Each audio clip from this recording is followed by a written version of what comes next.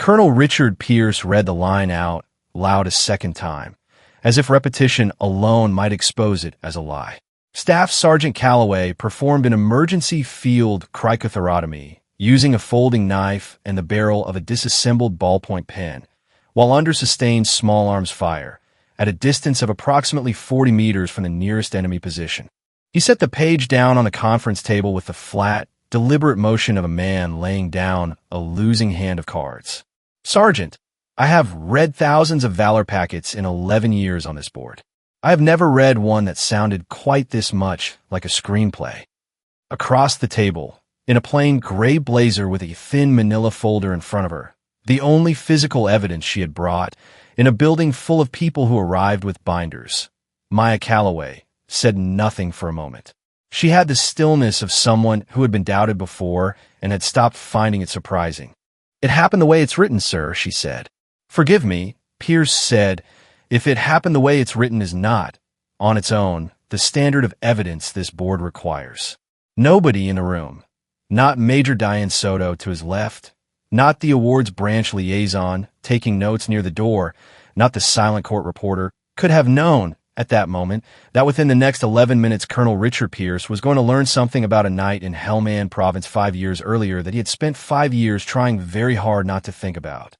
The hearing was taking place on the third floor of a low brick building at Fort Knox, Kentucky, in a conference room that the U.S. Army Human Resources Command's Awards and Decorations branch used for exactly this purpose, adjudicating Valor Award petitions that, for one administrative reason or another, had never been resolved at the time of the action and were now being reconsidered years after the fact.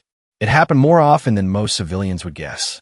Commanding officers were killed before paperwork was finished. Recommending officers were transferred, reassigned, separated from service, and the packet died with their attention to it.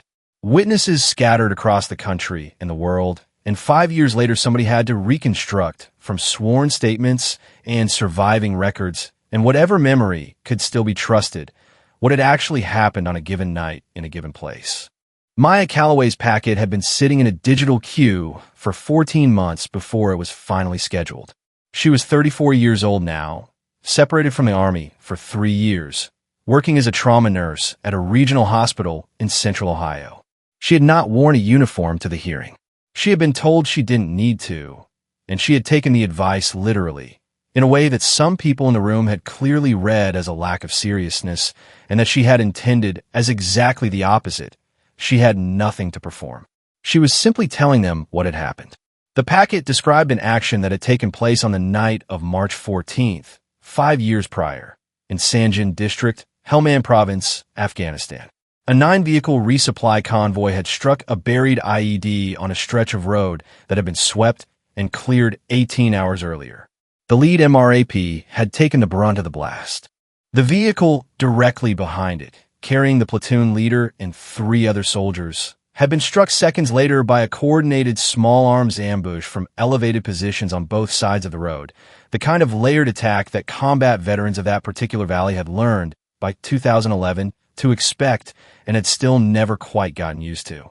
Calloway had been a medic attached to the convoy's rear security element, riding 3 vehicles back. She had been out of her vehicle and moving forward within, by her own account and 2 corroborating statements, under 90 seconds of the initial blast.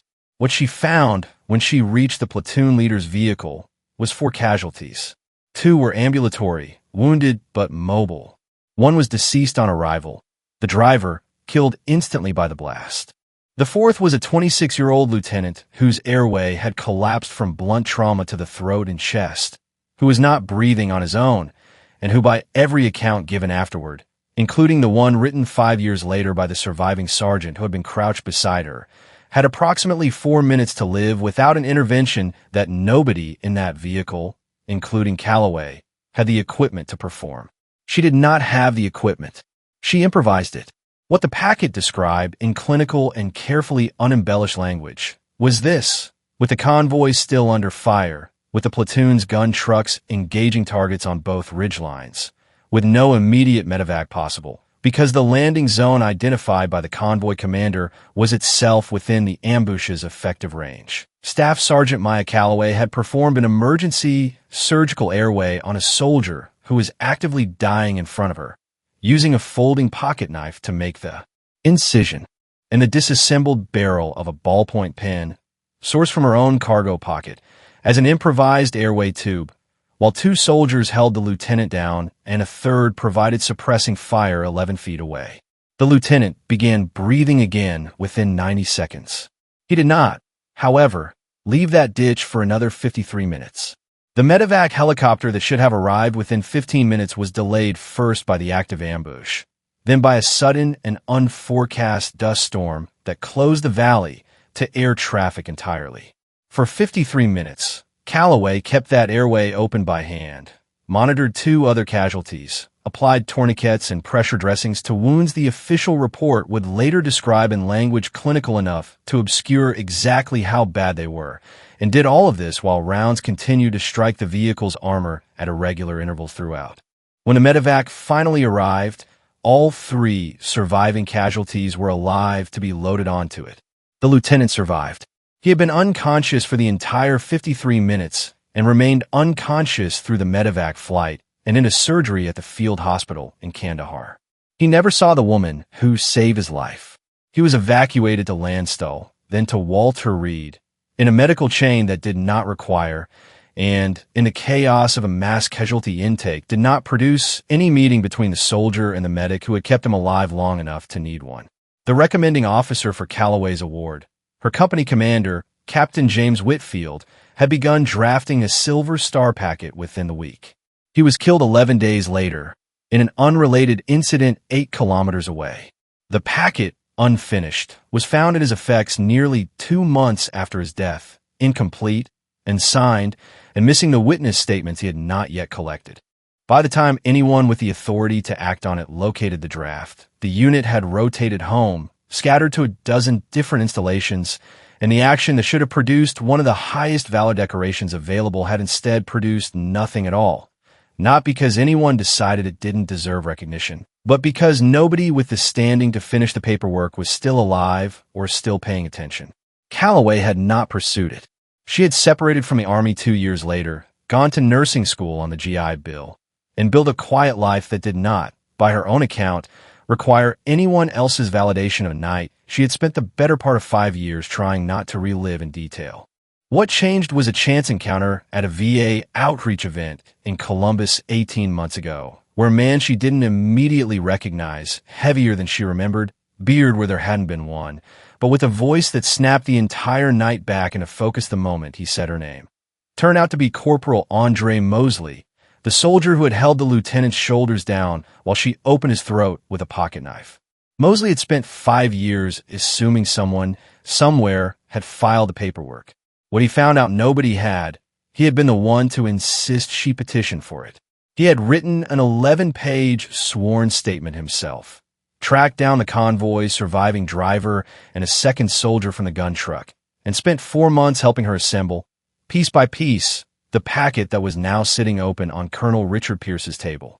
None of this, not Mosley's statement, not Whitfield's death, not the dust storm, not the 53 minutes, appeared to be landing with the man reading it.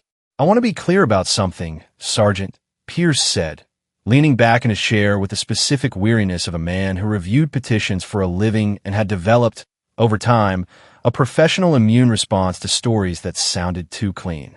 "This board sees roughly 400 delayed valor petitions a year. Do you know what the most common feature of a fraudulent one is?" "No, sir." "Drama," he said. "A fraudulent packet always has more drama than an honest one. Real combat is confusing. People misremember sequences. Statements contradict each other on small details because nobody's watch was synchronized and nobody was taking notes. What I have in front of me is 4 sworn statements that agree, almost word for word, on a sequence of events that includes a field surgery performed with office supplies under what you're describing as effective enemy fire for the better part of an hour." He tapped the folder. "That's not confusion, Sergeant. That's a narrative. And narratives, in my experience, are written, not lived." Major Soto, beside him, shifted slightly in her seat, a small motion that might have been disagreement, or might have been nothing at all. "I didn't write the statement, sir," Calloway said. 3 other people did. 3 other people who've had 5 years to align their stories. Or 5 years to finally feel safe enough to tell them. Pierce looked at her for a long moment. There was something underneath his skepticism that was not in that instant entirely about the packet, a tightness around the eyes that Major Soto would describe, much later as the look of a man standing very deliberately on a trapdoor he didn't know was a trapdoor. "The lieutenant," he said. "The one whose airway you say you opened. He's the only person in this entire incident who never gave a statement. Convenient, given that he'd be the most important witness of all. He was unconscious for the entire incident, sir.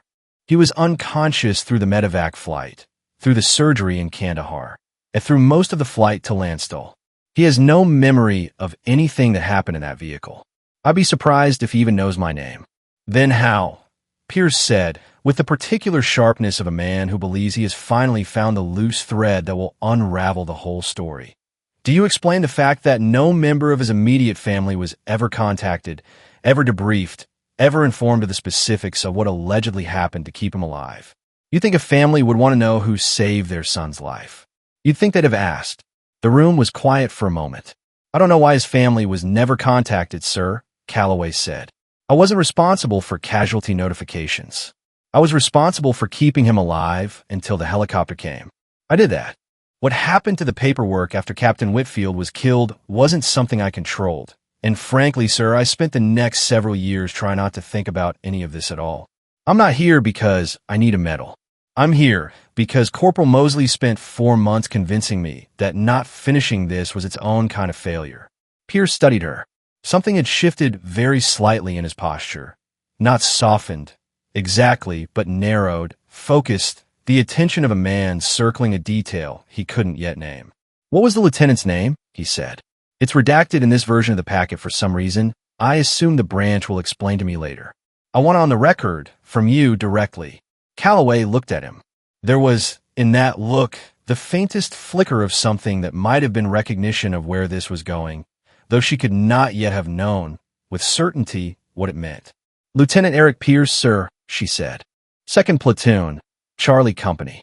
The room did not go quiet, so much as it seemed to stop, briefly, like a hell breath. Major Diane Soto's pen, which had been moving steadily across her notepad for the better part of 20 minutes, came to a complete stop. Colonel Richard Pierce did not move at all. "Say that again," he said. His voice had changed entirely. It was no longer the voice of a board president running a procedural hearing. It was quieter, and underneath the quiet was something that sounded, to everyone else in the room, uncomfortably close to fear.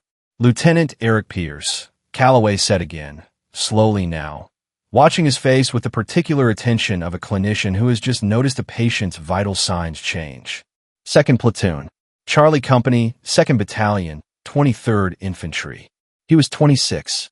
He'd been platoon leader for about 4 months at the time. Pierce had gone very still in the way that some people go still when their bodies are processing something faster than their minds can organize language for it. His hand, resting on the table, had curled slightly, not into a fist exactly, but into the shape a hand takes when it needs something to hold on to, and there is nothing there. "My son's name is Eric," he said. "My son was a lieutenant in Charlie Company, 2 to 23 Infantry. He was wounded in March of that year. In Sanjin." He said this the way a man recites facts he has organized very carefully, over a very long time, into a shape he can manage without breaking. "He came home 11 months later. He doesn't talk about it. I have never, in 5 years, gotten him to tell me what happened in that vehicle. I assumed, because I am his father, and because some part of me did not want to push, that it was simply too hard for him to discuss. I never knew the details. I was told he was wounded, that he survived, that the medical team did extraordinary work, and I let it stay vague because vague was survivable and specific I think I always suspected was not going to be." He looked at the folder in front of him.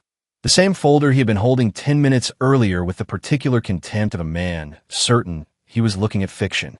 "You're telling me," he said, "that you're the person who kept my son alive in that vehicle." "I didn't know his last name was the same as yours, sir," Calloway said. Her voice had not changed. It had the same level, careful quality it had carried through the entire hearing, but something in her expression had opened slightly, the controlled stillness giving way to something more uncertain. There are a lot of Pierces. I didn't make the connection until just now, when you said it was your son. I'm sorry. I should have realized, Dash. Don't, he said. It came out sharper than he intended, and he caught it immediately, raised a hand in something like apology. Don't apologize. Please. I need a minute. He did not take a minute. He stood up instead, walked to the window of the conference room, and stood there with his back to the table for almost 90 seconds, during which nobody moved and nobody spoke, and Major Soto would later say that it was the longest 90 seconds of silence she had ever sat through in a professional setting, and she had sat through combat. When he turned around, his eyes were wet, and he did not attempt to hide it, which Major Soto would also note later as one of the more remarkable things she had ever seen a colonel do in a formal hearing. I read your packet this morning, he said, and I decided, before you'd said a word, that it was fiction. I decided that because the story was too good, because the details were too vivid, because in 11 years on this board I have learned to distrust anything that sounds like a movie. I want you to understand what that means, Sergeant. I sat in this room and called the worst night of your life a screenplay. I did that to the woman who used a pocket knife and a pen to keep my son breathing for 53 minutes while people were shooting at both of you. His voice cracked slightly on the last sentence, the first crack in a composure that had held through 11 years of identical hearings. And I did it without knowing. Though I should have asked sooner, I should have made the connection sooner. The date, the unit, all of it was right there, Dash. You had no way to know, sir, Calloway said. Pierce isn't an uncommon name, and I didn't think to ask either. I need to call him, Pierce said. He was already reaching for his phone, then stopped, his hand hovering over it, and looked at her instead. Would that be all right? Would you, I don't know how to ask this. Would you be willing to talk to him? He's never known your name. He's never known anything beyond the medic. I don't know what this means to him, what I'm about to hand him, but I think, Dash, he stopped, recalibrating. I think he spent 5 years carrying something he didn't have a shape for. I think you might be the shape. Calloway looked at the folder, then at the man standing by the window, a colonel, 11 years on the awards board, who 10 minutes earlier had called her account implausible and was now standing in front of her with his composure in pieces, because the implausible thing was his son. Yes, she said quietly. I'd like that. The call happened 3 weeks later, not over the phone, but in person at Colonel Pierce's request, in a small private room at the same Fort Knox building, away from the formality of the board. Eric Pierce was 31 now. He walked with a faint, permanent unevenness in his gait, nerve damage from the blast that had never fully resolved, and he carried himself with the careful, watchful posture of a man who had spent 5 years managing a body that no longer did everything it used to do without being asked twice. He had been told, by his father, only that the board had located the medic who treated him that night, and that she had asked, through the colonel, carefully, respecting whatever Eric might or might not want, whether he would be willing to meet her.